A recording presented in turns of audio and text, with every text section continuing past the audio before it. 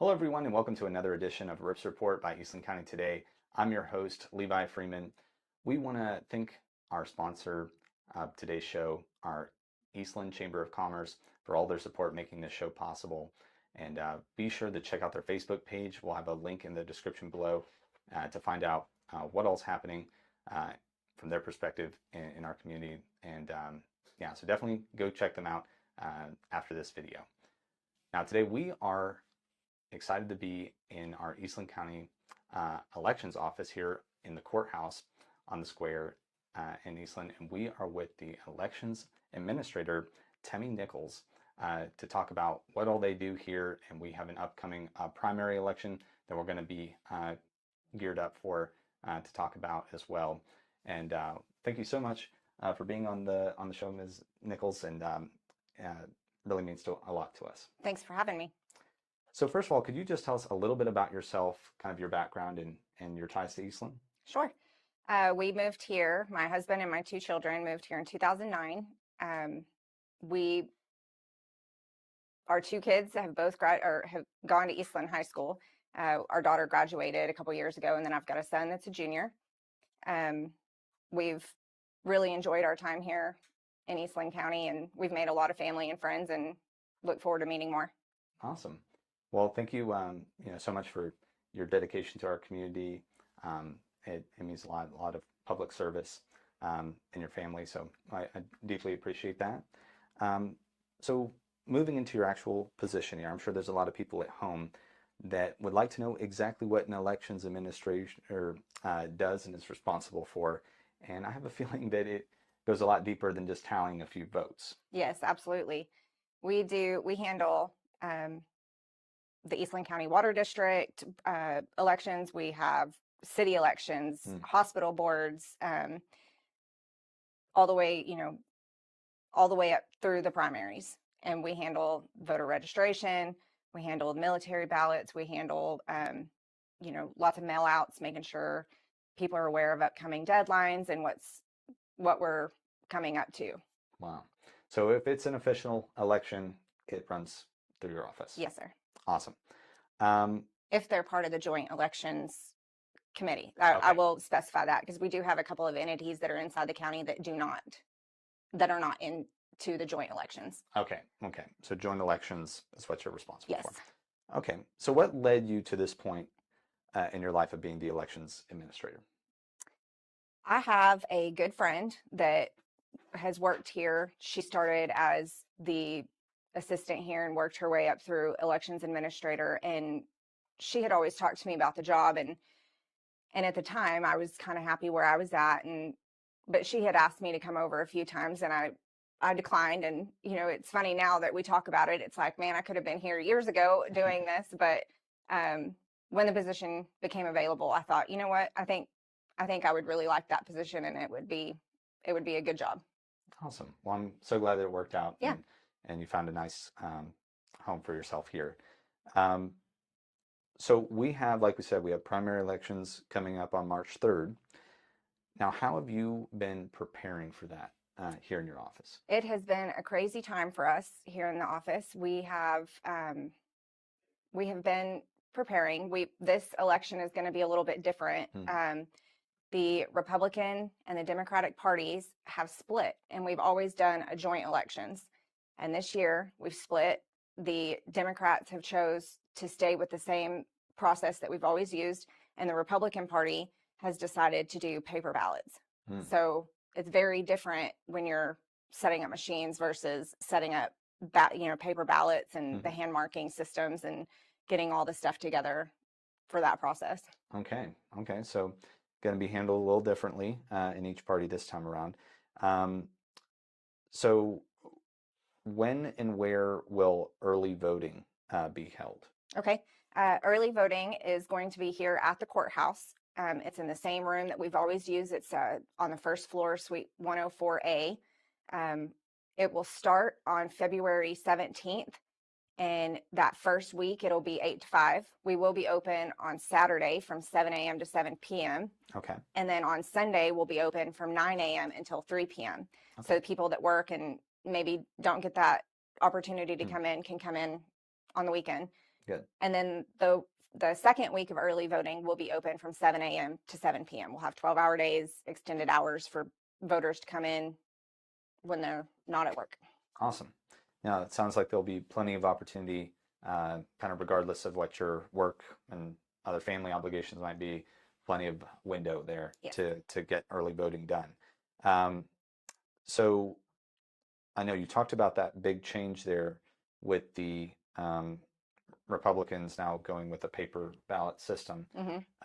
Is there anything else that's going to be different about this time around? Any new locations or times, or like you said, the extended hours, but anything else that people need to know about or new location? There are no new locations. Early voting will be only here at the courthouse for those 2 weeks. We won't have any other early voting locations. Okay. On election day, all 9 precincts will have their normal polling places open. And I can go through those if you'd like. Maybe just the highlights is Okay. fine for now. Most popular spots or something. Yeah. Most of them are community centers. I'll just go through the list. We've got Eastland. We'll be here at the courthouse for precinct 1. We'll have precinct 2 is Olden, and that's the community center there. Okay. Precinct 3 is Ranger, and they call it the community center / library, depending on where you're at. And precinct 4 is Desdemona. That's going to be at the community center. Okay. Precinct 5 is Gorman. That will also be at the community center. Okay. 6 is Carbon. That's a community center. Okay. 7 is Rising Star. That one's going to be at the fire department. 8 is Cisco, and they'll be at the First Baptist Church, the Family Life Center. And then precinct 9 is Lake Leon, and that will be at the Lake Leon Baptist Church. Perfect. Okay. And hours are 7 a.m. to 7 p.m. on election day. Okay. Perfect. Well, thank you for spelling that out. Now you know. And, you can rewind this video if you didn't get it. You can go back and forth. There's lots of things you can do after you watch this live. So you have that information, and we'll have links for you to find that information as well in the description below. So moving on here, how important are your local volunteers and your poll workers to making this all happen? And how many people would you say are helping on a consistent basis? And maybe talk a little bit about your office staff here. We absolutely could not do it without them. We have so many volunteers that have been phenomenal, all the way from teachers that help out. We've got nurses and ladies that are retired and gentlemen that are retired, or we absolutely could not do it without them. They're fantastic. We have a very dedicated group. And I was lucky whenever I started this position that they all stayed on and stayed with me and helped out. They've been a lifesaver. Good. Yeah, they're good to see those, committed people, and, a lot of times leadership might change or something, and somebody, I'll find something else to do. But it's good to know that they truly care about what they're doing and making sure the elections are run smoothly and accurately. And we thank those volunteers as well for their help. Now, is there anything that you handle in your position here at this office that might surprise anybody out there? Not really. Everything that we do in the office is all pertaining to elections. Yes. There's no secrets. There's nothing that slips through the cracks. Good. Well, I think that's good to know. It's like there's no surprises going on here. No, we are 100% dedicated to elections. Very good. Okay. Well, glad we clear that up. Now, are there some rules that people need to be aware of, while they're electing, while they're doing their election process, while they're voting? Just helping out kind of the common man and woman out there, making sure that they're, don't inadvertently do something that prevents them from voting or on time, or just slow down the whole process. Sure. Yes. There's several things that could potentially be a problem. Obviously, no firearms in the courthouse, period. No cell phones in the polling location. Okay. Inside the room where the machines are, can't have your cell phones out. Okay. Clothing matters. You don't want to have any insignia or any propaganda that has anything to do with either party. Okay. there's a 100-foot distance marker for anybody that wants to stand out there and promote their party or affiliations Right. but that'll be those enforced. are the main ones that I can think of. Okay. Yeah, just come in pretty plain Jane and get your voting done, and yeah, don't break out your phone and get it knocked out. Which is kind of hard because in our last election, if you didn't take a picture, it didn't happen.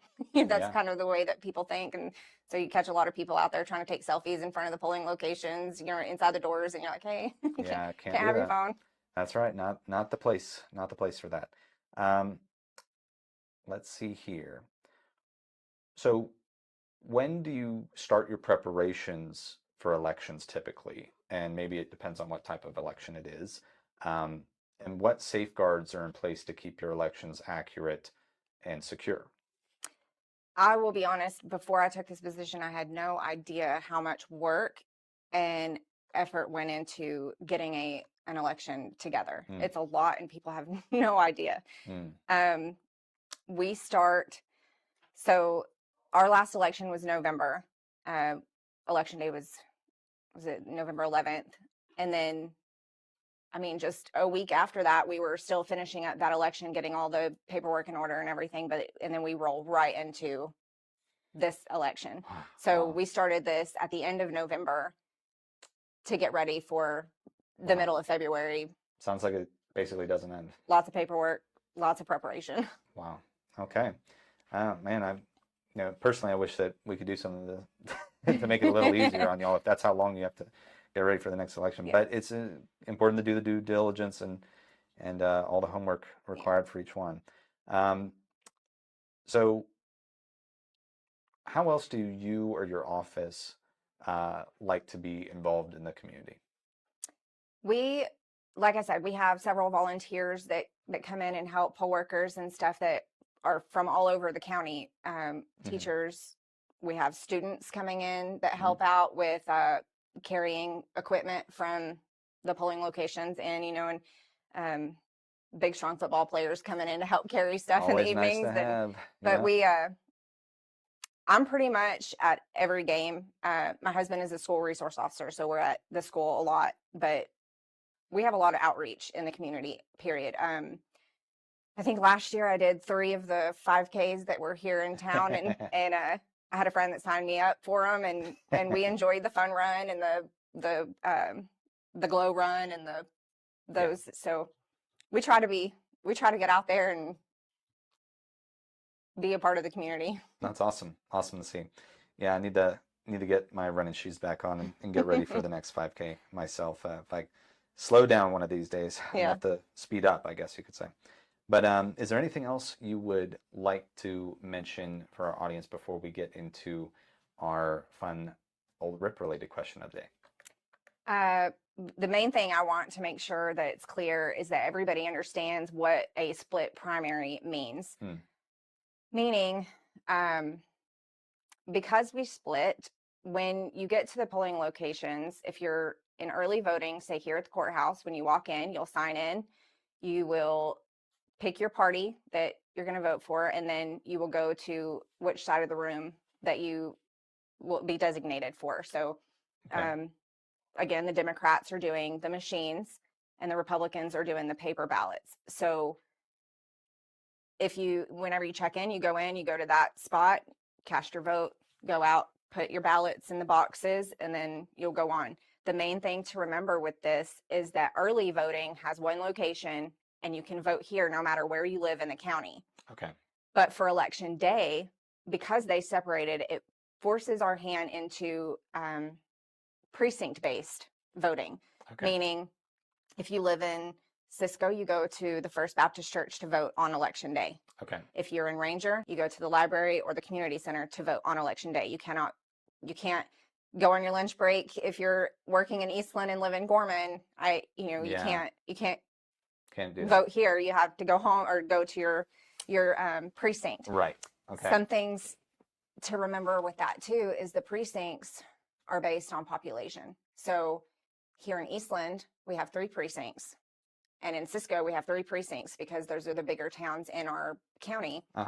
which means that there are some people that live in Eastland that would have to travel to Rising Star to vote or to Cisco to vote. So if you're not sure about your precinct, give us a call at the office and we'll help you figure out where you're at. Okay. And I guess let's just head right into that. What is that number? What are the best ways for people to reach you? Okay, the office number is 254-629-6051. We have a lot of information. We just opened a Facebook page called Eastland County Elections. I try to keep it updated with any important dates, any information. It is for information only. We turn off the comments on it just to keep everybody neutral. Mm-hmm. We have our website on the Eastland County webpage. You go to the elections and then click on whichever election you're interested in, and you can get all the notices, the dates, the times. We have English and Spanish. Very good. So, muy bien. So with that being said, we're going to get we'll put that in the description below so that you have that. After you're done watching, you can hit that or pause right now after the live and get straight to those links. But don't turn away just yet. We have our fun Rips Report fun question inspired by Old Rip, the legendary horned toad, right on the same floor as us here at the courthouse in all of his glory. If the question is, if you could rip away one misconception about the voting process, what would it be? oh, that's a good one. The machines, everybody thinks that the machines can be tampered with. We use HART, which is a federally recognized machine. They're one of two that are federally accepted. The machines are in-house. They don't go anywhere. They're not online. There's no way for them to tamper with anything. Okay. I believe that the machines, that is the biggest misconception, is that people think that voting on a machine that they can be tampered with. Okay. And it's just not possible. Right. Yeah. Not with these machines. Right. These have been tested. Yes. And they're not like, somebody might be able to hack into my computer right now, but these machines are, like you said, not connected to any. They're not online in any way. Right. And it's also tough if you're saying people have to keep their cell phones down, not out of sight. They got to be out of sight. It's going to be tough, to hack into them. So, yeah. So it's we want to trust, the process, the ballot process, whether it's paper, whether it's machine. We want to know, and it's good that you're saying, you trust the machines. So yes, that's good. Now, we've already talked about how people can get a hold of you. We'll have the links in the description below. We want to thank you so much for sharing all this valuable information. It means a lot to us, and thank you for helping our community and our elections run smoothly. And it means a lot to us. So thank you very much, Administrator Nichols, for your time today. Thank you for having me. We want to thank you for watching, listening to this interview. If you've liked this interview, like, share, comment below, and subscribe. We have a YouTube channel to subscribe to. We have a backlog of all of our previous RIPS reports on there that you can go take a look at. So go and check out something that interests you there. And subscribe to Eastland County Today for more local stories. We have a print digital edition. You can even do both. We have a package to do just that. And we also want to thank our sponsor again, the Eastland Chamber of Commerce, for making this possible. And go ahead and give their Facebook a like and follow there so that you stay up to date with all their happenings there. So once again, this has been your host, Levi Freeman, with Eastland County Today's RIPS Report. Until next time, stay ripped.